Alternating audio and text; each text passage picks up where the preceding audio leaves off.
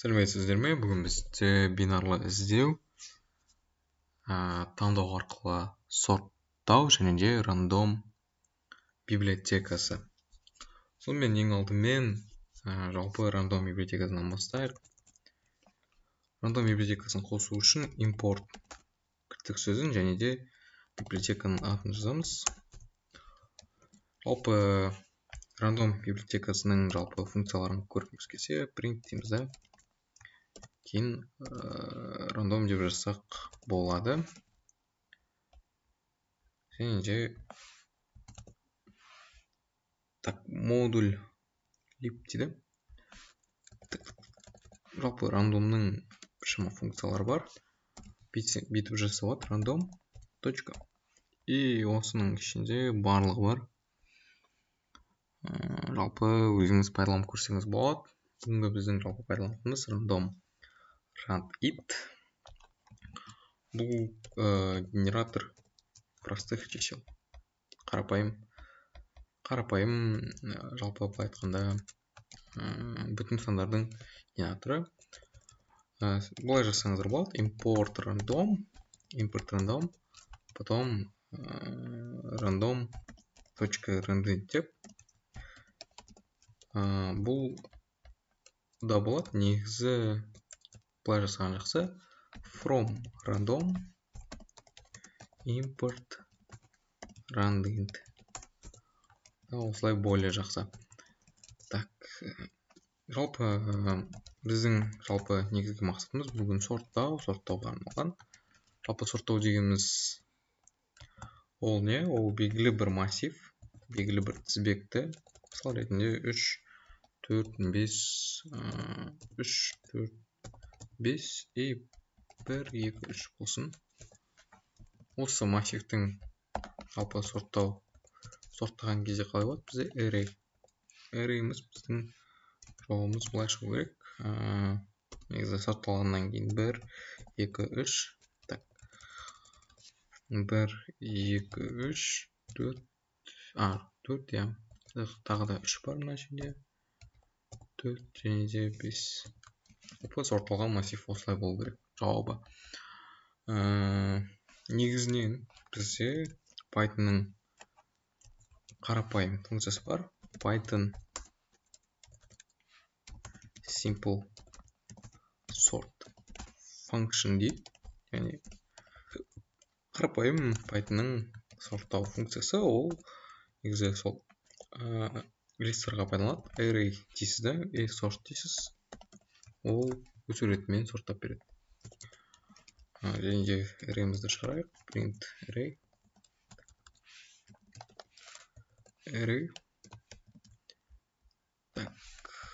Көптеп көшеміз, и ол сортталған түрінде шығып береді. Және кері ретпен сорттағыңыз келсе, жалпы Python дейсіз да. Array дейсіз да. .sort дейсіз да. Бірақ reverse деп болады. True дейсіз.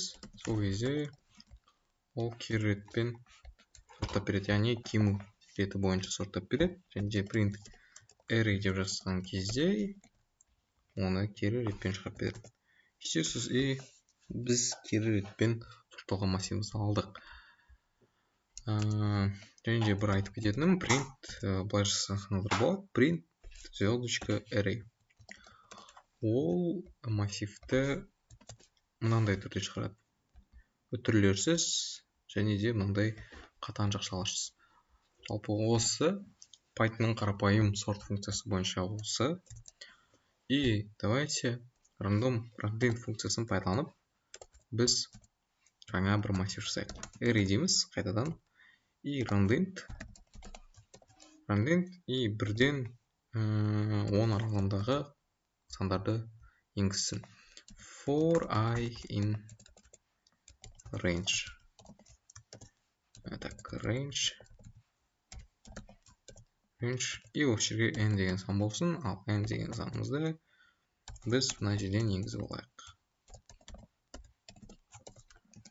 Мына жерге n санын енгізіңіз. Осылай. и ол n сан енгізіледі. Потом так, потом array'імізді шығарсын. Массивімізді.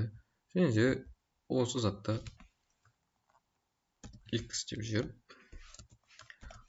қоя салсақ болды. Ол шығарып береді жауабын. n сан енгізейік, 10 ұзындығы бұл 10 болады. 10 и бізде массивімізді осылай шығарып береді. Жалпы бастапқы массив мынандай болды. Жалпы генерацияланған. Оның өсу ретімен сұрыпталған түрі осы, кему ретімен сұрыпталған осы. Және де қатаң жақшаласы және түрлерсіз түрі осындай болады екен. Жалпы осы. Қарапайым сорт функциясы туралы айтып кеттіміз. Осы рандом библиотекасының негізгі көптеген функциялар бар. Оны өздеріңіз қарастырып алсаңыздар болады. Pythonның библиотекасын оқисыздар. Ішінде мысалдармен келтірілген. Жалпы өмірде қарапайым практикада қолданатын рандом функциясы бар. Мысал ретінде осыны келтірген болатын. Жалпы бүгін біздің негізгі тақырыбымыз ол selection sort, яғни таңдамалы сорттау. Selection sort. Қазақша таңдамалы сорттау. Жалпы сорттаудың бұл түрі қалай жұмыс жасайды? Бізде мысал ретінде бүйтейік. Бізде мысал ретінде 5, 4, 3, 2, 6, 4, 5 деген осындай болсын. Так, шамалы қысқартайық, себебі ұзын болып кетеді. Түсіну үшін қиын болады. Ұзын болған сайын ол түсіну үшін қиын болады.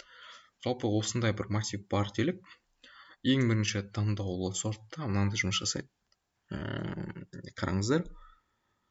Ең алдымен біз мынандай бір байланайық. Осындай байланайық. Ең максималды санды алады да, оны бірінші орынға қойып қояды. Потом бізде 5, 4, 5 қалды. Одан бізде осының максимумын алады. Оның максимумы бізде 5. 5. Мына жерде 6 тұрды, оған 5 жалғанады. Сосын 5 қайтадан 4 болады. Негізі мына жерде былай болу керек. 4, 5 болу керек. Потом 5-ті қайтадан алады. 5-ті қайтадан алады. Так, значит, 5-ті қайтадан алады. 6, 5, 5 болады. Так, мына жердегі 5 кетіп қалады уже. Так, 45 болады. 45. Жоқ, осылай тұра берсін. Осылай түсініктірек болады. И 4, бізде 4 болады. 4 кетіп қалады. Яғни 4. И 4-тен кейін бізде былай болады. 6, 5, 5, 4. Жалпы бастапқы массивтің түрі бізде 5, 6, 4, 5 болды. И осындай сорттау нәтижесі арқасында оның жауабы ең соңында 65, 54, яғни 6, 5, 5, 4. Яғни сортталған түрінде шығып берді. Так, осындай таңдау арқылы сорт, оның жалпы комплексити, яғни орындалу ұзындығы big O дейік. Big O, ода n квадратқа тең. n квадрат. Яғни жалпы айтқанда өте ұзақ емес, яғни көп уақыт алатын сорттау түрі, бірақ осы сорттау түрін біліп алсаңыз, басқа сорттау түрлері оңай келеді. Def тек selection sort деп, жалпы негізі selection sort емес символдарын бүйтейік. Selection index тек. Selection index ол бізде array'ді қабылдайды. Болды. Array'ді қабылдайды. Енді қарайық, ол array'ді қабылдағаннан кейін, жалпы ол array'дің былай айтқанда минимум табу керек. Минимумды қалай табады? Минимумды жалпы мынандай array'дің min функциясы арқылы тапса болады негізі. Бүйтіп жалпы return деп return minimum от нашего array и осыны ол жіберіп отырады жалпы. минимум либо максимум. Біздің сол жерде минимумды жері отырады, бірақ оның бізге именно индекс керек, сондықтан array.index дейсіз да, яғни массивтің жалпы функциясы индекс деген, и сол функция арқылы осылай жасап отырасыз. Ол осы. Кейін бізде def өзі жалпы selection sorttың функциясы, ол осылай selection sort, потом arrayді қабылдайды. Arrayді қабылдағаннан кейін new array деген болсын, жалпы біздің жинақталатын жауаптарымыз. И for I in array, и arrayдің әрбір несі, былай айтқанда, каждый раз не істеп отырады. Былай айтқанда, индекс бар ғой ішіндегі, мына arrayдің іші біткенше дейін жұмыс жасап өтеді. Сосын былай қараңыз, array дейсіз да, жалпы біздің бағана функциямыз selection indexке сол arrayді бересіз, ол белгілі бір мәнді қайтарады. Сол мәнді new arrayға қосасыз, append жасайсыз, бірақ сол мезетте де arrayдің өзін сол индекс бойынша тазалап отырасыз. Былай айтқанда, екі жұмыстың бір оқпен екі қоянды өлтіресіз. Осылай. И осы цикл біткеннен кейін return new array. Осылай қайтарады. И давайте осыны жасап көрейік. Жалпы print емесе бұрын давайте random функциясын пайдаланайық. Мына жерге жалпы ненің басына қояды, бірақ мына жерге де қоя берсе болады. Сөздің соңына import random. Давайте from random import random емес, уже мына жерде random болады. И осы жерде массив бар, random функциясы бар, оның ішіне бірден 10-ға дейін сандар бар. For I in range n-dik, ал n деген санымызды осы жерден енгізіп болайық. Int input. n санын енгізіңіз. n санын енгізіледі, сосын массив шығады. Содан кейін бізде ол массивті selection sort деген функцияға жүреміз. Яғни print selection index емес sort.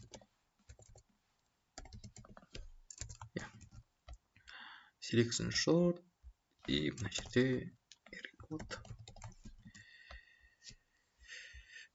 болады. Так, осымен бітеді. Біздің жалпы бастапқы array'мізді ол шығарсын. Сосын кейін жауабын шығарсын. Так, запускать етсек, n саны 10 болсын. И бізде сорталған массивімізді шығарып береді осылай. Так, что-то мына жерде дұрыс істемей қалды. 1, 2, 3 жетті. Мына жерде array. Array.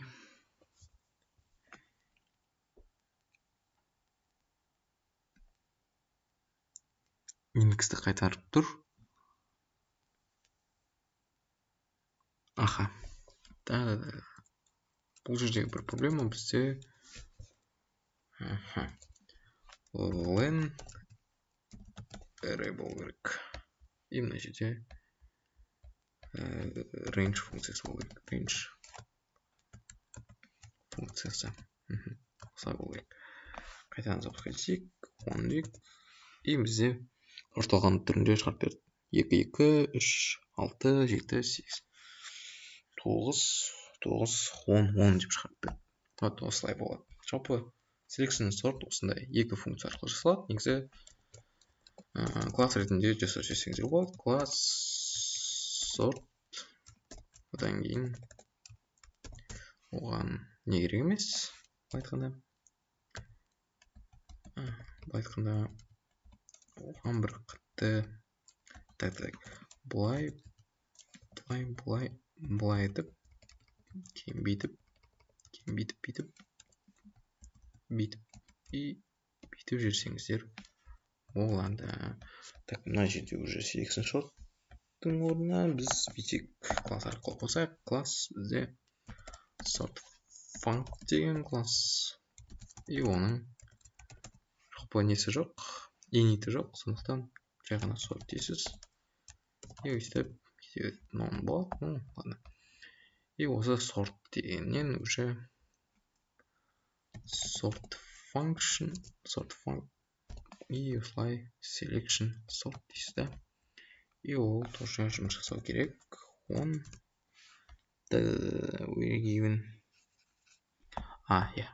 Мына жерде қате, мына жерде обязательно класс басын енгізгеннен кейін self деген значение болу керек. Мына жерде де солай. Self. Жоқ, мына жерде емес. Именно мына жерде емес. Мына жерде болу керек.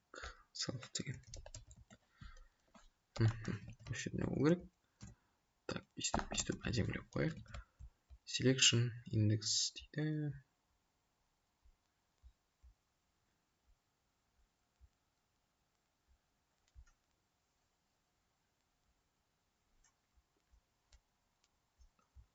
Index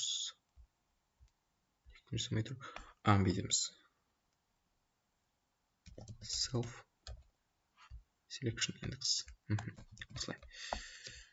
Осылай. Self selection index и қазір запускать ететін болсақ, и ол тоже шығарып береді осылай. Так, осылай болады. Жалпы sort функциясын классқа тықтық, осындай бір класс арқылы жаңа нәрсе аштық. И осылай біз жалпы айтқанда сортқа біз енді не істедік? Айтқанда сортты через рандом арқылы жасадық. Енді бізде келесі бинарный поиск. Бинарный поиск дегеніміз не? Жалпы бинарный поиск деген мынандай нәрсе.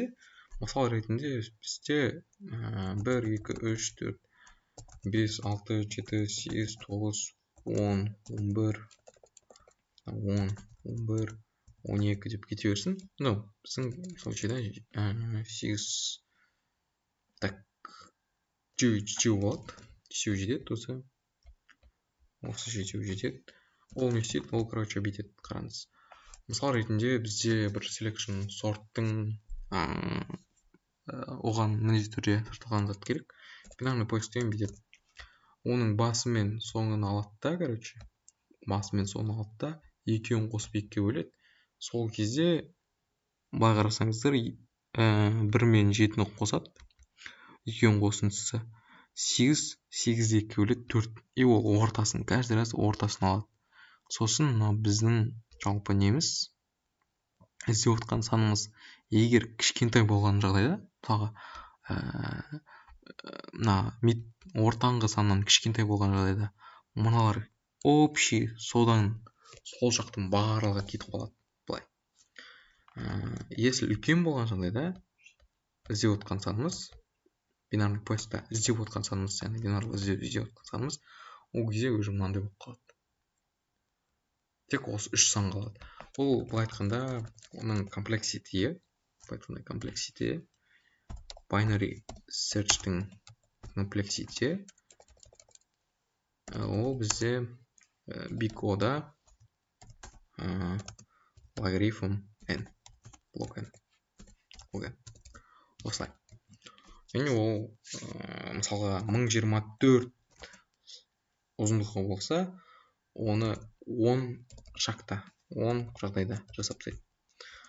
Былай айтқанда, давайте жалпы мысал ретінде кетірсек, бізде бір массив бар.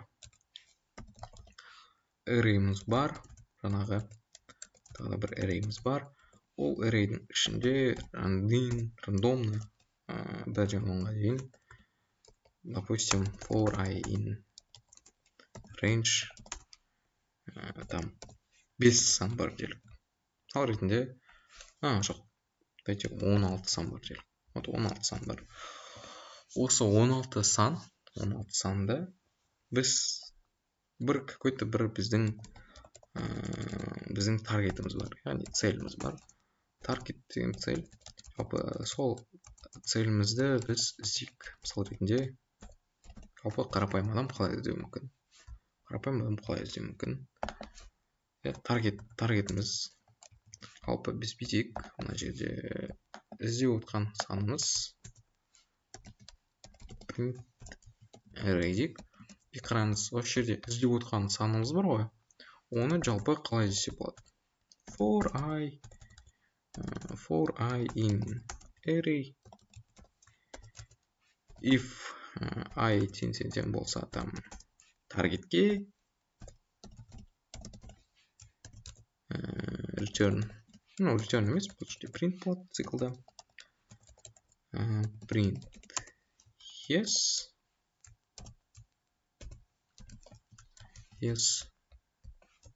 Ондай болмаған жағдайда, яғни else, если табылмаған жағдайда, сосын оны тоқтап тастайды, тап болдым деген сияқты.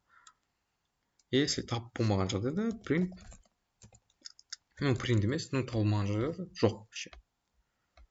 Target print yes. Давайте бүйтейік. Бір булевый ашайық. Flag деген негізде true болсын. Яғни табылған жағдайда, басында false болсын, табылған жағдайда true болсын. Оның мәні жалпы true болсын. Flag тең, если тапқан жағдайда flag тең true болсын. И break болсын. Яғни табылған жағдайда біздің неміз тоқтап қалады. Если табылмаған жағдайда оның мәні өзгермей тұрады. Сосын біз тексереміз. Если flag, яғни flag true болған жағдайда, если flag тең true дейік, осылай более түсінікті. Если біздің неміз жалпы, яғни біздің целіміз табылған болған жағдайда, print target is found. Яғни target табылды. Target is found. Болмаған жағдайда, яғни табылмаған жағдайда, print target not found. Яғни isn't found. Не является найденным деген сияқты. Осылай. И осы жерде таргет деп кеттім. Таргет табылмады. Былай айтқанда, бұл қанша алады? Яғни біз мысалға ұзындығы 16 болатын массивтің барлық 16 элементін тексеріп шығамыз. Яғни 16 рет жүріп шығамыз ғой, короче. +1 деп аттап, мына бір массивтің ішіндегі, бізде массивтің ішінде бір array'да, допустим, array'да белгілі бір сандар бар, біздің звездочкамен белгілейік, звездочка сандар бар. И осындай сандар көп, 16 сан бар. И осы 16 санның барлығын ол былай айтқанда іздеп отырады. Мынаны қарайды, біріншісін қарайды, тең болмай қалды. Екіншісін қарайды, үшіншісін қарайды, төртіншісін қарайды, бесіншісін қарайды. И солай, мына ұзындығына дейін. Яғни бұның ұзындығы жалпы n. Яғни орындалу complexity n. Complexity n болады бұның. Complexity n болады. Ал біздің бағанағы бинарный поисктің жалпы несі, ол былай іздейді. Оның іздеуі қазір то же самое видик. Ештеңе етпес, 2 звездочка кетіп жатыр. Так, осылай. Өстіп қояйық. Бұның ұзындығы, яғни іздеу ұзындығы complexity тең болады логарифм n. Или логарифм y логарифм ғой негізі, y логарифм n. Осылай. Бұл жалпы айтқанда өте жылдам. И ол, короче, былай отсейв жетіп тастайды да, жартысы қалады.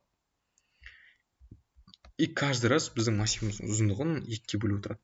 Бұл 16 рет орындап шықса, бұл мысалға 16-ны 2-нің дәрежесі ретінде көреді. 2-нің дәрежесі, 2-нің 4 дәрежесі 16. Бұл 4 қадам керек болған. Айтқанда 4 рет жүреді. 4 рет орындалады. 4 times, айтқанда 4 рет орындалады. А бұл 16 рет. 16 times. Яғни 16 рет орындалады. А бұл 4 рет орындалады. Мысал ретінде бізде 2-нің, допустим, 2-нің 20 дәрежесі дейікші. 2-нің 20 дәрежесіндегі элемент болса, массивтің ұзындығы length of massive біздің осындай 2-нің 20 дәрежесінде болса, бұл 2-нің 20 дәрежесінде рет іздеп шығады. Ал мынау тек қана 20 рет қана. 20 рет. 20 рет қана іздейді. Сондықтан қараңыз. 2-нің 20 дәрежесі деген негізінен өте үлкен сан. Ол былай айтқанда 1024 көбейтілген 1024 тура деп осылай. Яғни өте көп. И 24 қараңыз. Ол 20. Оның қасында вообще ойнамай қалады. Тағы сол секілді. Так, жалпы осылай. И давайте бинарный поискті жасап көрейік. Жоқ, ең бірінші қарапайым поиск жасап көрейік. Қарапайым поиск, да? Так, бұл жердегі барлық, мына жерге дейінгі барлық нәрсені біз былай айтқанда комментировать етсек болады. И ол бізге керек емес. Осы жерден керек. И мынау бір нәрсе керек. Осылай. Қараңыз. Мысал ретінде бұл тест алу. Так. Допустим, біз осының ішінен 7-ні іздейік. 7 табылды дейді, мысалы. Мысал ретінде 100 іздесем табылмады дейді. Бұл ішіге өте жылдам болып көрінуі мүмкін, әрине. Так, мысал ретінде енді қараңыз. Мына жерде миллиард жатыр, миллиард жатыр. Осын көрейік. Допустим, миллион болсын. 100 мың, 10 мың, 100 мың, миллион. Осы миллионды, ол миллион рет тексеріп шығады. Мысал ретінде 10-ды іздесін, и 10 табылды. Бірақ компьютер өте жылдам болғандықтан бұл өте тез табылды. Мынандай сан болса, компьютер қазір бір шама ойланып қалады. Былай айтқанда, ол миллиард санды генерировать етеді. Ең бірінші. Содан кейін былай айтқанда көрінді, вообще табылмай қалды. То есть, вообще миллиард енің ішінен, ақпарат ішінен былай айтқанда не істеді? Ол көрмей қалды. Мысалға, даже миллионның өзі. Так, 100 мың, 10 мың, 100 мың. 100 мың дейікші. 100 мыңның ішіне мысалға, осы 100 мыңның ішіне мен қазір 100-ді тапшы деп жазсам, ол табылмады дейді. Бірақ оған шын мәнінде өте көп уақыт кетті. Былай айтқанда, осылай жазайық. Миллиард болсын. И миллиардтың ішінен 100-ді тапты ма екен десем, ол уже қатып қалып жатыр, да? То есть, былай айтқанда, оған өте көп уақыт керек. Ондықтан өйтіп қиналмаңыздар. Clear дейік. Консолімізді тазалап жүрейік. И былай айтқанда, бұл миллиард рет қарап шығады. Негізі өте көп уақыт алады. Ескі компьютерларда көрсеңіз. Бұл менің компьютерім более-менее нормальный. Так что оған оңай болып тұрды. И бинарный поисктің бір жақсы, қаншалықты сан артқан сайын, там мысалы, осындай миллиард болған сайын, оның жылдамдығы арта түседі. Faster. бола береді, короче. Faster бола береді. Вот, осы жағы жақсы. И давайте көп сөзбай бинарный поисктың жалпы кодына кірсек. Binary search, бинарный поиск. Ол ішіне жалпы массивті қабылдайды және ізделетін айтымды қабылдайды. Айтым. Жалпы айтым. Және де бізде екі мән бар, екі айнымы бар. Low, ол бізде 0. Яғни индекс 0, 0-ден бастайды. Ең төменгі индекс 0, ал ең жоғарғы индекс ол бізде array-дің ұзындығы. Яғни len array -1. Компьютерларда индекс 0-ден басталады. И -1 деген ең үлкен индекс болады. Жалпы осы. И қараңыз, осыдан кейін бізде мынандай нәрсе бар. While low кіші не тең high. Екеуі бір-бірінен кіші болғанға дейін осы функция орындала береді. И бізде mid деген бар. Mid деген ортаңғы бағана айттым, ортаңғы элементті табады. Ол ортаңғы элемент екеуінің қосындысы. Low plus high. Low plus high divided by 2. Бірақ қалдықсыз бөліну керек. Қалдықсыз 2-ке бөлінеді. Қалдықсыз 2-ке бөліну керек. Так, осылай. Сосын если дейді да, если егерде, сосын жоқ бүйтек. Guess деген бізде, яғни загадывать етілген санымыз, ол бізде array-дің всегда mid болады. Mid ортаңғы индекстегі мәні. Если guess тең болған жағдайда айтымға, яғни ізделіп отқан затымызды бір тауып алған жағдайда сол ненің индексін жіберсе болды. Бізге осының индексі керек. Үйтпеген жағдайда, яғни жоқ табылмадым деген жағдайда ол не істейді? Else дейді да.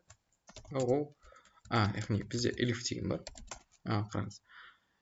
Guess үлкен болған жағдайда чем айтым. Яғни біздің ізделіп отқан затымыздан жоғары болған кезде. Біздің орталығымыз жоғары болған кезде. Сосын бинарный поисктің бір нәрсесі біздің массивіміз сорталған болу керек. Ол кезде бізде былай болады.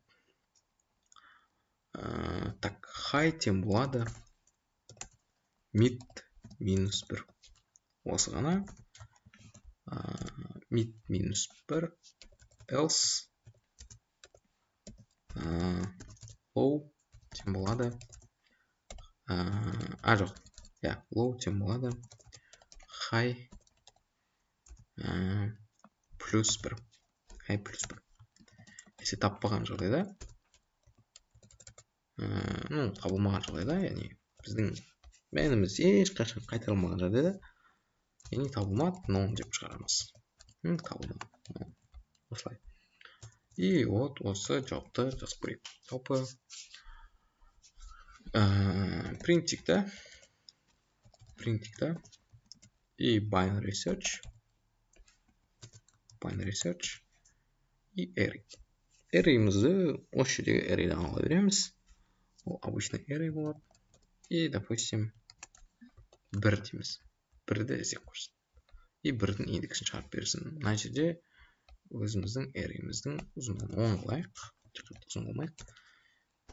Print array жазғышқамен болсыншы. Array. Енді қараңыз. Запускать етеміз. Запускать етеміз. И іздейтін санымыз. Мына бірінші мына код орындалады. Мына кодқа 100 дей салайық, табылмады. И мына жерде былай қарап тұрсаңыз 1 жоқ, сондықтан 0 деп шығарып берді сразу. Если мына жерде 1 бар, мынау кодымызды пропускать етеміз, 0 деп шығарып. Тағы да 0 деп шығарып. Неге? Так, high mid +1 или low.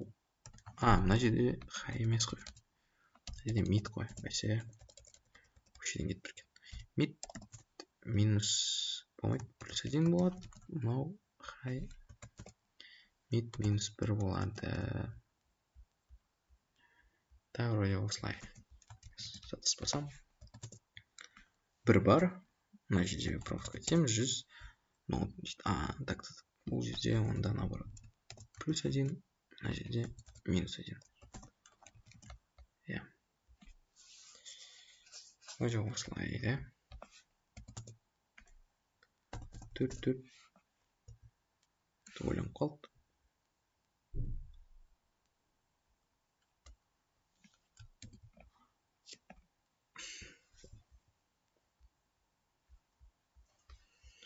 Так, что-то ойланып қалды қазір. Так, мына жерде жатысып кетіппін. Мына жерде наоборот mid тем болады. Бізде mid тем болады, ол то есть high тем болады, mid -1 наоборот. Және мен жатысып кеткем. High тем болады, mid -1. Мына жерде low тем болады, mid +1. Осылай болу керек.